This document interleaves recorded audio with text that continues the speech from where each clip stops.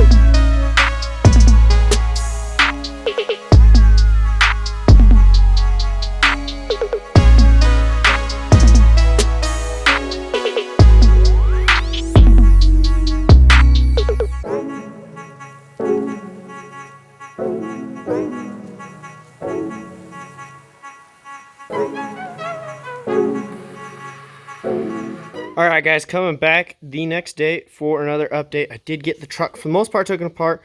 I got to take the bumper off. Let me show you why. So I got the cooler right here, but I can't get to the zip tie mounts. They're right here on the bottom because they're way down here up below the bumper. So I'm going to take the bumper off, and then after I take the bumper off, I can finish mounting the cooler.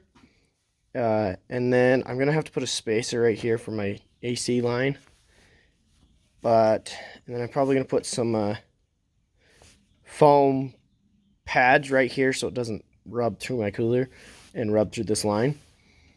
But I had to bend it slightly out of the way to get this to fit, but I didn't want to take off this I think this is the AC condenser, but the not the radiator, the one in front of it. So I figured that's going to be the best solution. Pretty sure the grill will still fit. And then, yeah, so we're going to take this off, and then we will keep installing it. And then also, Keith dropped by and got me some parts. He got me some of this high pressure trans line. They couldn't find any of just the trans line. They didn't have any in stock at O'Reilly's.